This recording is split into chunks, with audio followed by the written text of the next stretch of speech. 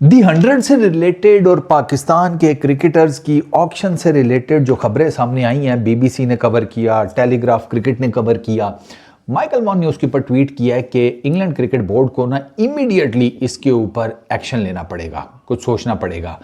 वो he said कि इस दी 100 को ओन करती है इंग्लैंड क्रिकेट बोर्ड, ठीक है ना।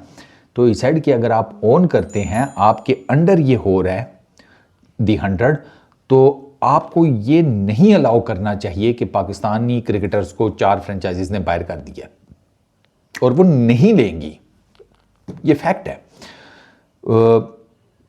ही सेड कि क्रिकेट बड़ी इंक्लूसिव किस्म की स्पोर्ट्स है इंग्लैंड के अंदर, तो उसको ये हम नहीं होने देना चाहिए हमें। अब मुद्दा पता है क्या है, अब चक्कर ये है, माइकल वॉन चलो ठीक है, उसको है कि यार क्रिकेट ख़राब हो रही है, और हाँ हो रही है, ज़ाहिर सी बात है। आईपीएल की जो ओनर्स हैं वो जगह जगह जाकर अब वो ले रहे हैं फ्रेंचाइजीज। उन्होंने साउथ अफ्रीका की पूरी SA-20 उसको चुक लिया। अब मतलब साउथ अफ्रीका की लीगल लोकल कोई टीम नहीं है, मतलब लोकल कोई ओनर नहीं है टीम का। साउथ अफ्रीका SA-20 6 टीम्स हैं, 6 की 6 टीम्स आईपीएल के ओनर्स की हैं। आईपीएल की जो फ्रेंचाइजीज हैं उनकी सिस्टर फ्रेंचाइजीज वहां पर है। नाम सिर्फ साउथ अफ्रीका के हैं, केप टाउन का जो बरकत इज दैट, वहां पर आईपीएल की जो फ्रेंचाइजीज हैं उनका राज है। IL T20 में उनका राज है, MCL में उनका राज है, दी 100 में भी उनका राज बन रहा है, ठीक है, CPL में भी उनका है। अब मुद्दा यह है कि अब जब ऑक्शन होगी, लेट्स सपोज, ठीक है, SA-20 में तो मेरा ख्याल है पाकिस्तानी प्लेयर्स अपना नाम ही कोई नहीं जमा कराते ऑक्शन के लिए, क्योंकि उनको पता होता है कि यार सारी की सारी फ्रेंचाइजीज इंडियन ओनर्स की हैं, तो हमें क्यों लेंगे, वो पॉलिटिकल भसड़ है ना गुरु, ठीक है। तो अब CPL में वो ले लेती हैं वो फ्रेंचाइजीज जिनके ओनर्स इंडियंस नहीं हैं, वो ले लेते हैं पाकिस्तानी प्लेयर्स को, काफ़ी टाइम से लेते चले आ रहे हैं। IL T20 में एक फ्रेंचाइज है डेजर्ट वाइपर्स, उसका ओनर जो है वो अमेरिका की कंपनी है, वो भी ले लेते हैं पाकिस्तानी प्लेयर्स को। वो 8-9 पाकिस्तानी प्लेयर्स को ले चुके हैं डिफरेंट एडिशंस में। वो जो MCL है कि MLC है अमेरिका वाली, वो ले लेती है, ठीक है, वो भी ले लेती है। उसमें पाकिस्तानी प्लेयर्स आपको नज़र आ जाती है डिफरेंट फ्रेंचाइजीज में। अच्छा, देन कम्स अब ये दी 100। अब पता प्रॉब्लम क्या है, अब दी 100 में 4 फ्रेंचाइजीज तो चलो ओन कर गए हैं। एक वो है सनराइजर्स लीड्स, वो 100% सनराइजर्स ग्रुप वाले उठाकर ले गए हैं, पूरी ओनरशिप उन्होंने अपने नाम पर कर लिया। बाकियों में ना मुख्तलिफ शेयर्स हैं, जैसे MI लंदन जो है उसमें 49% शेयर्स जो हैं वो मुंबई इंडियंस के हैं। इसी तरीके से एक दो और फ्रेंचाइजीज में भी ना एक वो कौन सी है यार, मेरा ख्याल है वो GMR ने जो ओन किया ना, उसमें भी 49% है। मुद्दा ये नहीं है, लेट सपोज ऑप्शन आ रही है, उसमें पाकिस्तानी प्लेयर्स उनके सामने से आए हैं, उन्होंने सेलेक्ट ही नहीं किए। अब ये तो फ्रेंचाइज की मर्जी है ना, वो किस प्लेयर को पिक करे किसको ना करे। मुझे ये नहीं समझ में आ रही कि इंग्लैंड क्रिकेट बोर्ड दी 100 की ऑक्शन के लिए इन 4 फ्रेंचाइजीज को कैसे डंडा देगा टेक्निकली कि नहीं जी आप सिलेक्ट करें। फ्रेंचाइज वाले कह रहे हैं कि हमें जरूरत ही नहीं है, आप क्यों जबरदस्ती सिलेक्ट करवा रहे हैं। लेट सपोज स्क्रीन के ऊपर इमाद वसीम आया है, ECB कहता है जी आप इमाद वसीम को लें, या सनराइजर्स लीड्स वालों को कहता है आप इमाद वसीम को लें। वो कहें हमें ऑलराउंडर की जरूरत ही नहीं है, स्पिन ऑलराउंडर की, आप हमें क्यों जबरदस्ती कह रहे हैं। क्योंकि ये जो चीज है ना, इसका लिखत पढ़त में कुछ नहीं होता, सवाल ही पैदा नहीं होता। पाकिस्तान क्रिकेट बोर्ड PSL की फ्रेंचाइजीज को पुश करता है, उनको दीवार के साथ लगाता है कि इस फलाने प्लेयर को तुम सिलेक्ट करो, इस फलाने प्लेयर को तुम सिलेक्ट करो।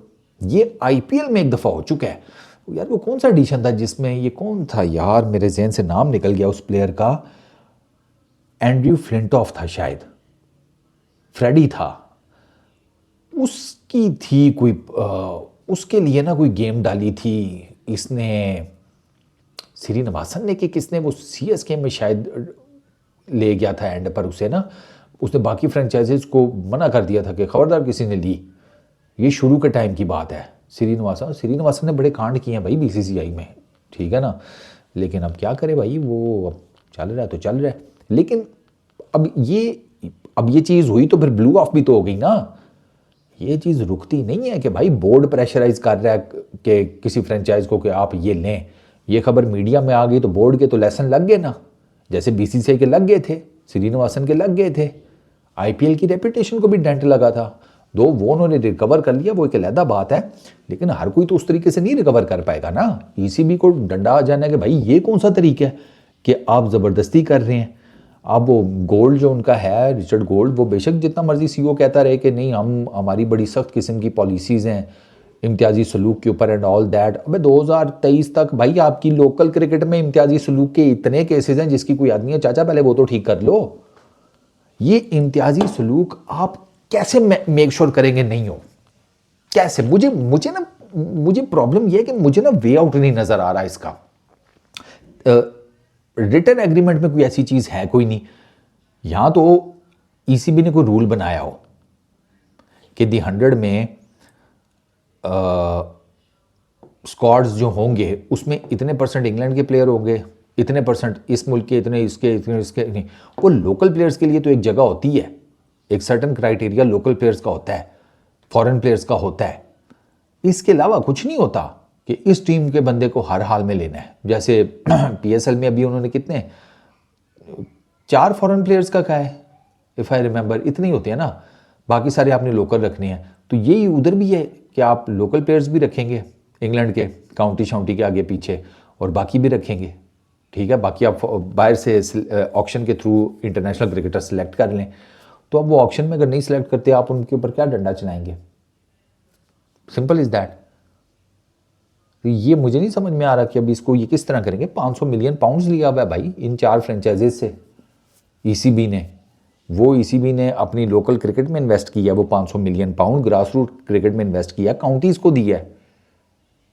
4 फ्रेंचाइजेज बिक गई हैं, बाकी 4 की देखो कब बोली लगती है। बीबीएल के साथ ये मसाइल होने वाले हैं आने वाले साल 2 में, वहाँ पर प्राइवेटाइजेशन का बहुत ज़्यादा प्रेशर है। ये इंडियन ओनर्स वहाँ पर बिग बैश लीग में भी जाएंगे, ये डेफिनेटली वहाँ पर जाएंगे।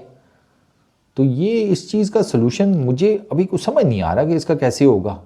मैं तो कोई लिखत पढ़त करो फिर है, लेकिन लिखत पढ़त क्या ये उसके ऊपर हो सकती है।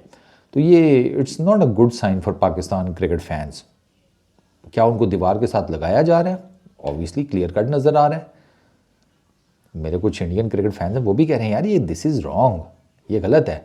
जो वो कहते हैं आईपीएल की समझ में आती है, लेकिन अगर आप बाहर की लीग्स में आपका इन्फ्लुएंस बन रहा है, आपने स्टेक्स लिए हुए हैं, तो इसका मतलब ये थोड़ी है कि आप हर जगह पाकिस्तानी प्लेयर्स को जिसे कहते हैं कोने में लगा दें कि नहीं जी इनको नहीं सिलेक्ट करना। लेकिन अब गुरु बात यह है कि क्या कैसे करेंगे मैनेज ये फ्रेंचाइजीज वाले खुद ही लें तो लें, आप इनको प्रेशराइज नहीं कर सकते कि नहीं जी आपको लेने ही लेना है। ये कहानी है। तो माइकल वॉन शोर कर रहा है, बाकी इंग्लैंड के एक्स क्रिकेटर्स भी करेंगे, आई नो दैम, वो करेंगे, लेकिन उनके शोर करने से मुझे इस चीज़ का सलूशन निकलता हुआ नहीं नज़र आ रहा। मे भी मेरी बुद्धि इतनी ज़्यादा नहीं है, अकल इतनी ज़्यादा नहीं है कि मुझे कोई सलूशन नज़र नहीं आ रहा। सलूशन यही है कि जो क्रिकेट बोर्ड्स जिनके अंडर ये लीग्स हो रही हैं, वो फ्रेंचाइजीज़ को पुश करें पाकिस्तानी क्रिकेटर्स को लेने के लिए। लेकिन वो क्यों करेंगे?